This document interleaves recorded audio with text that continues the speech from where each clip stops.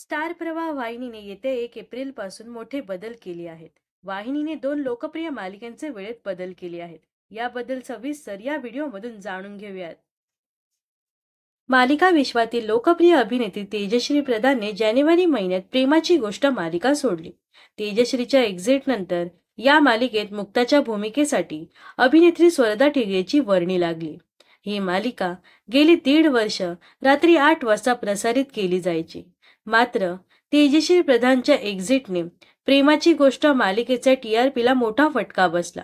परिणामी वाहिनीने या मालिकेचा 8चा स्लॉट बदलून सायंकाळी 6:30 वाजता मालिका प्रसारित होईल अशी घोषणा केली होती. मात्र आता महिन्याभरातच पुन्हा एकदा प्रेमाची गोष्ट मालिकेची वेळ बदलण्याचा निर्णय घेण्यात आला आहे. तेजश्री प्रधानच्या एक्झिट नंतर मालिकेला मोठा फटका बसल्याच्या प्रतिक्रिया नेटकऱ्यांनी कमेंट्समध्ये दिल्या आहेत. 1 एप्रिल पासून स्टार प्रवाह वाहिनीवर 2 मालिकांच्या वेळेत बदल करण्यात आले आहेत. शिवानी बावकर आणि आकाश नलावडे यांची प्रमुख भूमिका असलेली साधी माणसं ही मालिका सायंकाळी 6:30 वाजता प्रसारित केली जाणार आहे. सध्या ही मालिका दुपारी 1 वाजता प्रक्षेपित केली जाते. तर 6:30 वाजता प्रसारित होणारी प्रेमाची गोष्ट मालिका आता दुपारी 1 वाजता प्रक्षेपित होईल. तेजश्रीच्या एक्झिट नंतर प्रेमाची गोष्ट मालिकेचे प्राईम स्लॉट TRPच्या दृष्टिकोनातून बदलण्यात आले आहेत.